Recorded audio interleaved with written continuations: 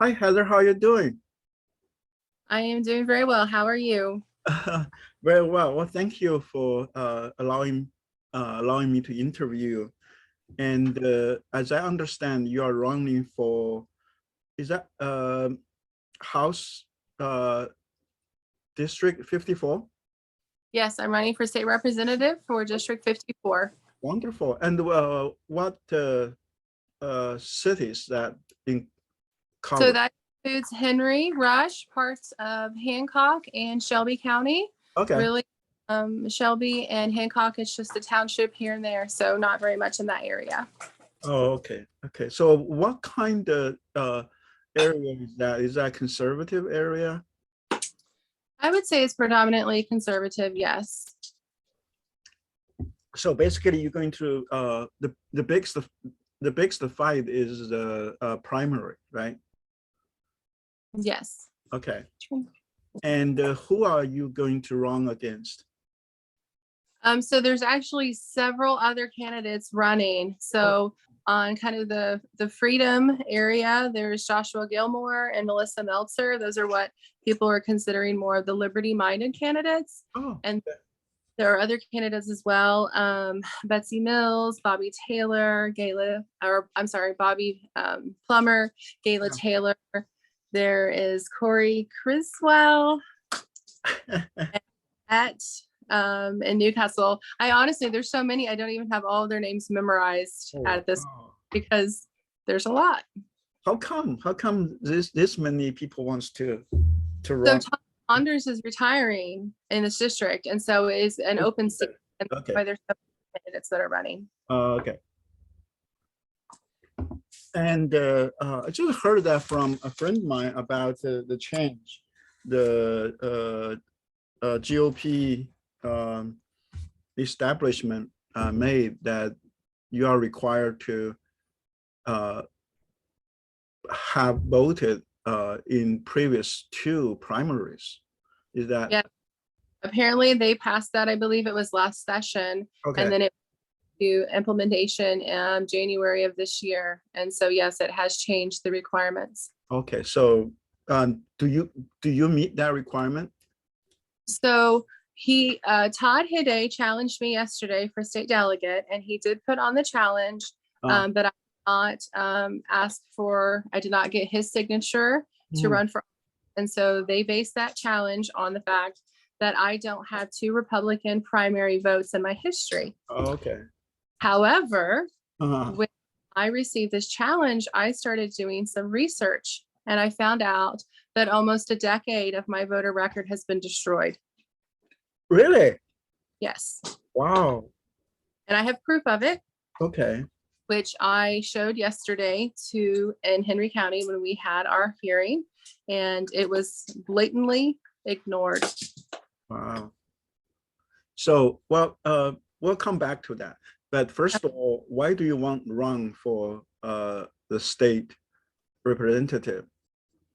So I've always been involved in the community. I've always been interested in politics. I have been one of those people that followed bills in the General Assembly because I wanted to know what was going on. Right. Um, and before I became very involved in medical freedom with Dr. Stock, I was Mm, very interested and involved with education. I've been a home educator for several years. okay. And so make sure that our state of Indiana stayed free like it currently is with home education, but Mm, I also keep an eye on what was going on in our public education systems, which I know that's something that you are very aware of what's yeah, happening. definitely. Yeah, I think uh, I mean, this is actually all over the country. A lot of homes, uh, homeschooling moms or dads are running for school board. And Yes. I guess it's never happened before. I think it's just that the parents are become very, very concerned. And they have a right to be so. Mhm. So what do you see in your area, the public school? Uh, Um, I think in our area we have it, and again, my children are in public education, but for what I'm seeing from those who are in right. public education, we're seeing children's rights being taken away. We're seeing masking. Mhm. We're seeing same indoctrination that we're probably seeing across the nation. It may have been a little bit slower in some of the smaller communities that I are around me, but it's definitely happening. And so CRT, SEL, all of those ideologies are in the schools. Oh, wow. And or how have the school board been in terms of listening to the parents? It's not gone well at all. Okay. Any example? So a parent went in and he was trying to speak to them about his children being masked, and they basically laughed him out Oh, wow. and said that the information that he was providing, which was actually science-based information about how ineffective masking is Right. and how it could be harmful toward the child, they said, nope, that's not true. And we're basing our guidelines on what the Indiana Department of Health is saying we need to do, and the CDC. Right. Well, like even Fauci said that the masks are not effective before he changed his He's changed his tune many times, hasn't he? exactly. Believe from Fauci. Right. And also, I think recently, I think the Wall Street Journal actually published a report which basically shows that, first of all, the class mask are not doesn't really help. Has no, yeah, it doesn't really have any effect. And then the surgical mask did a little bit better, but still not that effective. And I think it's like, even if you have the surgical mask on and both sides have surgical mask on, and the other person has the COVID, it only takes about less than half an hour before that passed to you, considering the kids are in school for, Yes. hours. So that basically says masking really doesn't do any good. It really is amazing to me that there are so many educated people who are denying the very simple fact that a viral strand is a certain size and the pores in a mask are a certain size. So I always tell people, you can wear the mask if you want to. Absolutely, that's your choice. But you might as well be putting a screen door on your face for how effective it is, because it's effective whatsoever. Yeah, I think there's this. Well, first of all, it happened in the whole COVID happened in 2020, which is the election year. So that become political. And then the federal government is giving money, which based on, you have to follow the CDC guidance. So there is a money attached to that.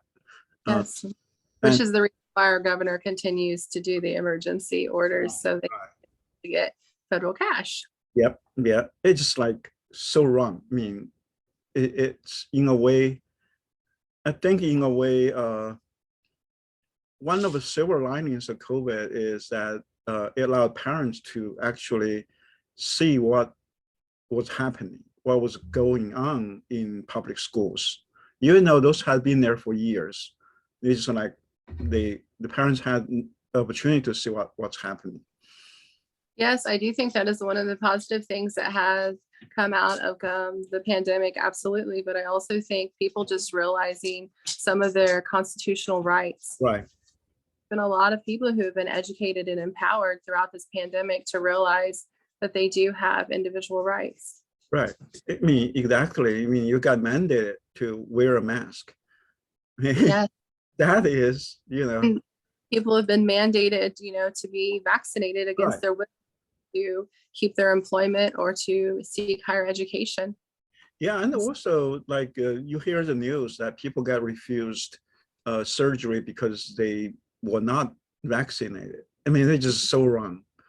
I actually know an individual who needed a procedure desperately, and they refused to do that for her because she was not vaccinated. Wow. And so she's actually suffered with it now for months. Wow. Truly tragic.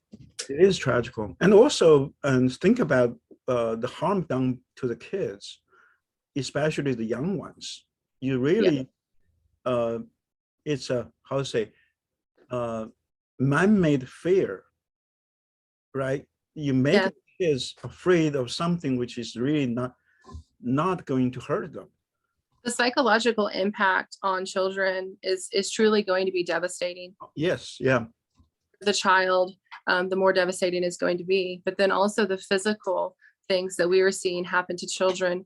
I think it's within 20, 25 minutes that a person is wearing a mask, the pH balance in their mouth starts to change, and it actually makes it for an environment that is more able to grow bacteria or viruses and things like that. And so we're seeing children that are getting sick more often while they're being masked. And then we're seeing children who are getting like their skin is breaking down around mask. This is abuse. It is. It is a child abuse. It's form of child abuse. And also it was done in such a, how to say, in a way it's unbelievable. I mean, this is something could happen in countries like China, right? But it is unbelievable that it's happening here. I mean, if you look at the school situation, the kids are wearing masks. They keep a distance, right? During the class. But between the class, they bump into each other. And some of them just take it back. and then they get together to have lunch. Yes. Yeah, they get to be children for just a short amount of time. And I saw an absolutely heartbreaking video last week where a teacher announced that the masks were no longer going to be required. And these were small children. It actually kind of made me emotional.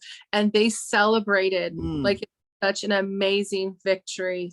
And so that's all that we need to see right there. We need to see how it's actually traumatizing these children. Well, yeah, those kids are like, I have a friend and she taught at I think called Head Start School. It's for poor family, and it's actually a kindergarten. I mean, not kindergarten, pre-K daycare, and the kids are like 3 and 4 years old, and they are being masked, and those kids just cannot, you know, won't be able to handle it, and then they get together to eat. I mean, they got 8 of kids just in a small table and mask it off. It's like, I mean, everybody knows that it really doesn't make sense. I think people can agree, and I think that you would agree with me on this actually, is that it stopped being about what was science-based information a long time ago, and now it's just indoctrination and agenda. And that's what we've really been seeing for quite a long time now, and it's been going on for far too long. When you make the comparison to communist China, true, it truly is. And I know people who are actually from China. Some have escaped and can never go back, and it's very heart-wrenching to hear their stories. But then for them to say that they see so much of this creeping up into our society, exactly, against this. Yeah. Actually, I wrote an article last year. The title is "The Undeclared Cultural Revolution in America." So we are in a cultural revolution. We just like, it will never declare. So we, as parents, we really don't, kind of in the dark. But our school system had been taken over by communists. I agree. Decades ago. So that's why my children have never been in the public education system. My husband and I knew before we had our twins, and they will soon be 13. That we would never put them in a public education system. We were just too concerned about what would happen. And now I'm very, very grateful that we have taught them the entire time. Exactly. Yeah. It's really that your children are fortunate that they can, have that education in school, because right now there's really not much education going on in public schools. It's purely indoctrination. All over the place, and I see it from the very preschool all the way up, and the stuff that they do to indoctrinate children, but then also the data mining that they do on kids. So like, let's say if my kids did go to public education, because we are a conservative Christian family, my children would be persecuted. They would be put harder than some of the others to try to change them. And that's sickening. It is. And also something I learned yesterday, that in Indiana, once the child reach 11 years old, and the child can have a sex change. Without parents' consent, and without parents, parents even don't, it's even not in the picture. I think I had someone tell me, and they may have sent me the article too, that Riley Hospital is helping with those transition cases. Wow. So I don't completely quote me on that, but I believe Right. But Riley yeah, it was. And so we have these now healthcare organizations that are saying, no, parental rights don't matter, and we're going to help a child right. change their physical body in a way that is extremely drastic and harmful. It is. And also the school basically will appoint someone and basically to be the guardian of the child. And so the guardian will make medical decisions for the child to have like sex change surgery. And then, but the expense has to be paid by the parents. Wow. Yeah. There's no words for how moronic that is. I know, but that's what's happening in our state. Yeah, well, hopefully when you get to the state house, you could do something about it. Oh, I absolutely will do something about that. I have legislation on many topics, and that is one of them. I'm very much about parental rights, Right. and have to change the public education system.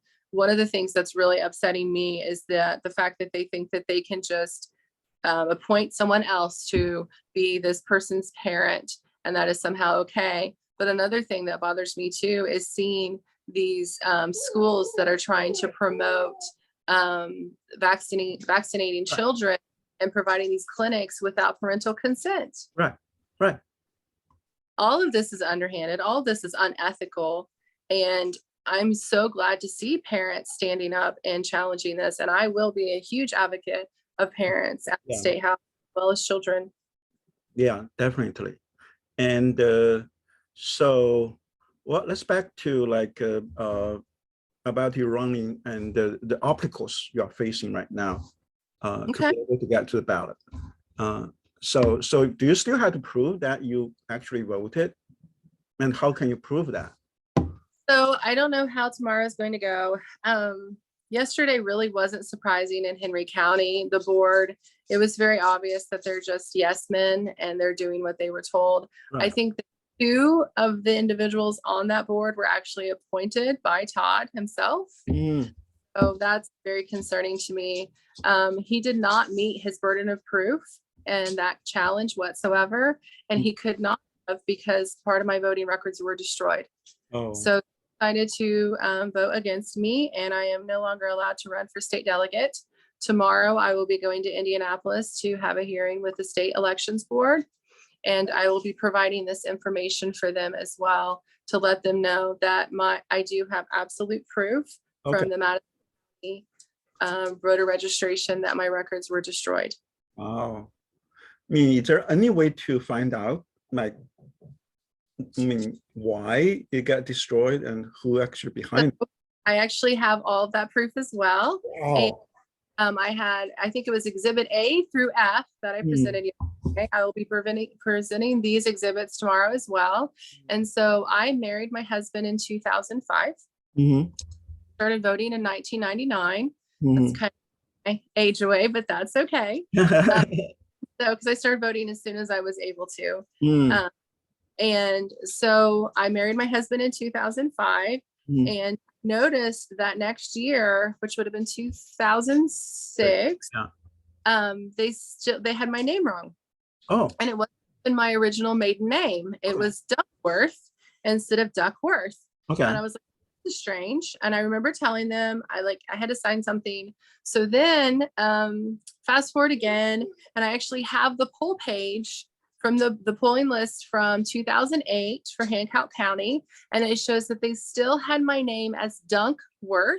Then had to do the thing, Addie, stop, and check for name change and then sign Heather Carie. And so I have a document that says on May 21st, 2008, at 11:14 a.m., my voter record was destroyed.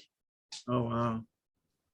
Wow. So I lost almost a decade of my vote history. Right. And And then I've been speaking to a lot of other individuals, and not only do some of them have very similar stories to me, but they also are coming forward and saying, we have gaps in our vote history that we know should not be there. Right. We believe our voting records have been augmented, that information has been deleted.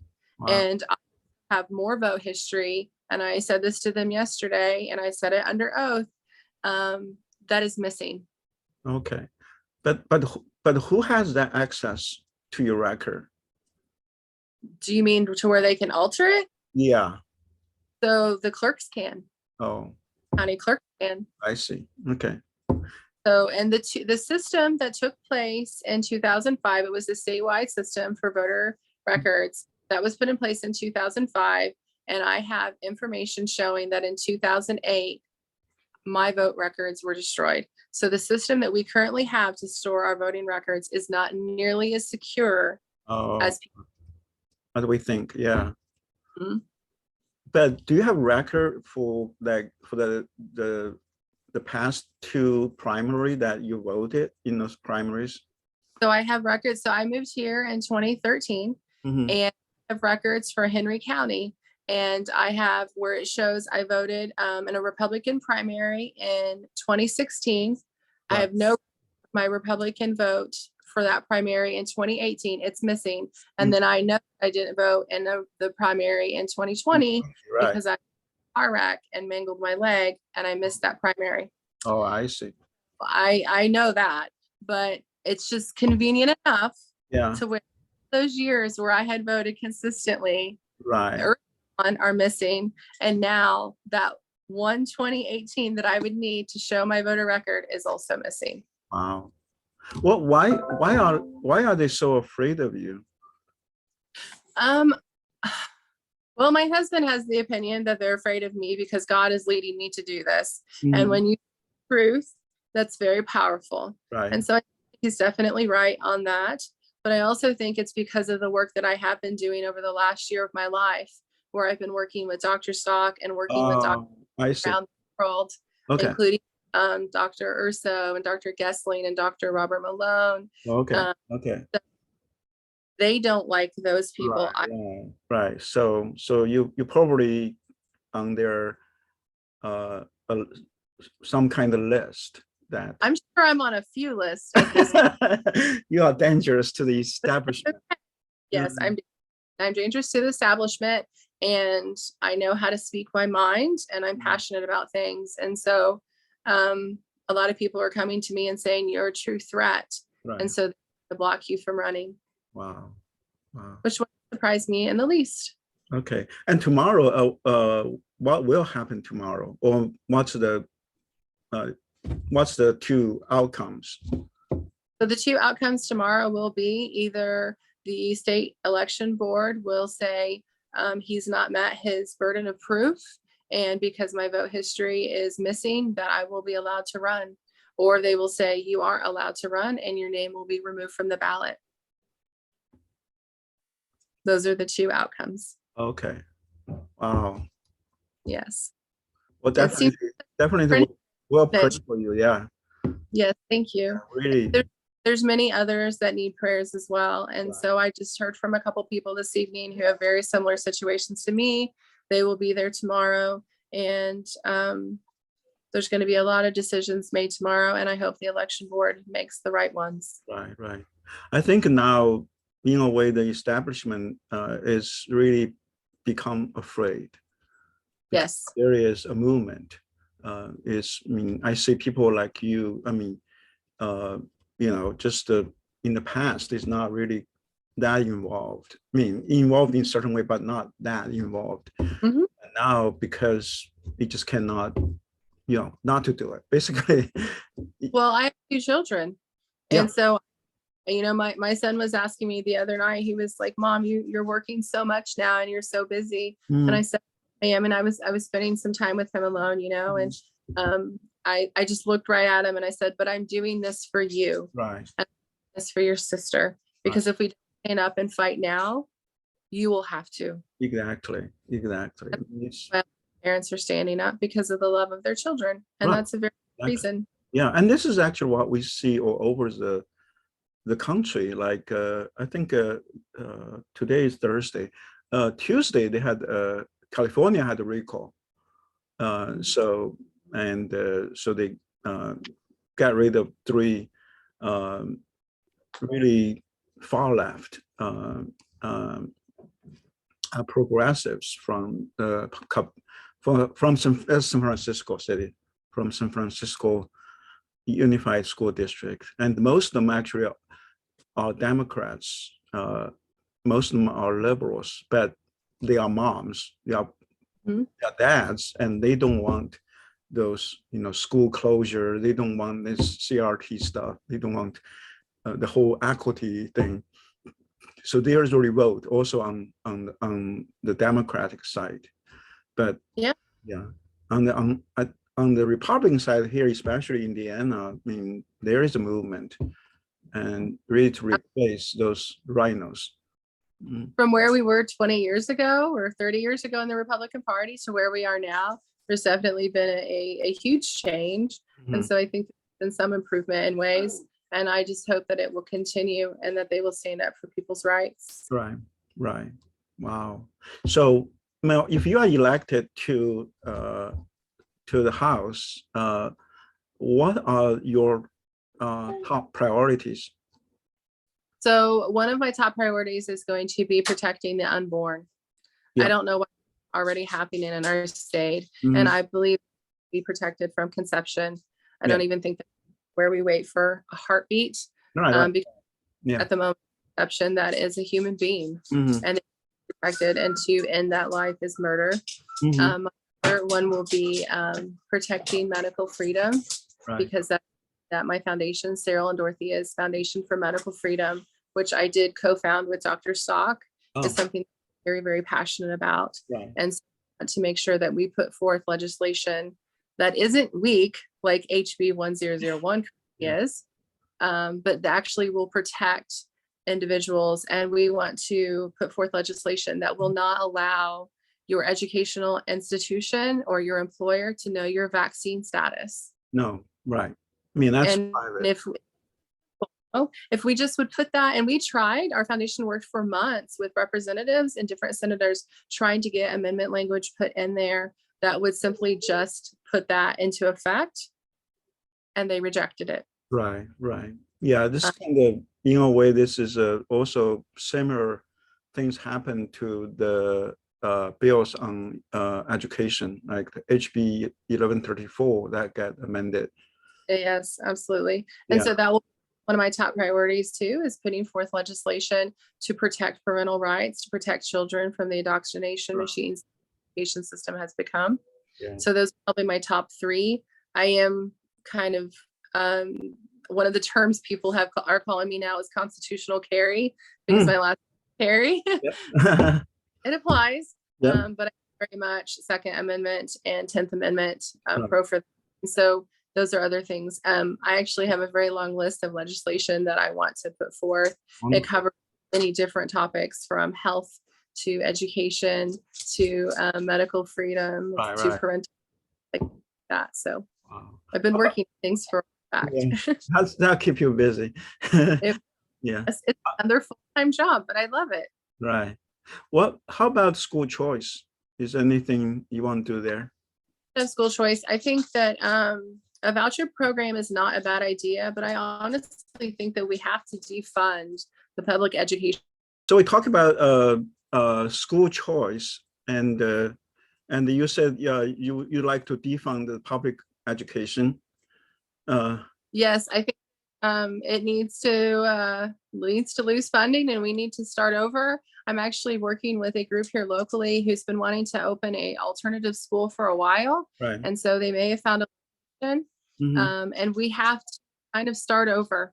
Parents have to become involved in their children's education process, and we need to have people that are educating our children who are just simply there to educate them and not share their opinion or indoctrinate. Exactly. I mean, that's what education is supposed to be, especially public education. It should be, free from politics. But unfortunately, that is not the case. So we have to change that. Now, how Yes. about the Department of Education? What's your view on that? I'm sorry, I didn't hear you. The Department of Education, the state Department of Education. How do I say this in a diplomatic way? Well, One of the reasons why we chose to home educate was because of what we saw happening in the Indiana Department of Education. Common Core Right. has been an absolute disaster. mhm. I know people who have far more education than I do and have letters past their name, and they can't help their children with their homework. So yeah, I'm not a fan of the Indiana Department of Education. I think that they're helping to spur on this indoctrination to our children. And so things need to be drastically changed in Right. Yeah, and they are highly influenced by the teachers union. So yes. and yeah, we definitely, I'd like to see that office abolished, and the same for the federal Department of Education, that need to be abolished. I mean, they have a track record, right? Since the department was established, everything just going downhill. While our children's education across the nation is going downhill, Right. we see children being left behind, and Right. that's Yeah. unacceptable. Right. And the government just keep, pour money into it. Yep, Yeah. absolutely. Well, thank you so much for this interview. I'm sure that we'll talk more as I would love to do that. your campaign progress. Yeah. And I just wanted to end by saying this. You had asked me earlier, and then we kind of got on a side note, but Okay. why I want to run. I want to run because over the last year of my life, I have dedicated myself to the citizens of Indiana and to the nation. I've worked 15, 16-hour days to provide support and care for Wow. people seeking information on COVID-19. Right. I have contact me at least once or twice a week who have COVID, and they are needing to find a physician who can help treat them. Right. And I facilitate that. And so I want to continue doing that at the State House. And I do believe that I could do that in a very good Right. capacity if given the chance. Yeah, definitely. Well, thank you so much. I mean, definitely we'll pray for you and other people tomorrow at that's a hearing, right? It is a hearing, yes. Yeah. And I hope they do the right thing. I hope that they do too. It's been a pleasure speaking with you, and I look forward to the future. Okay. Yeah.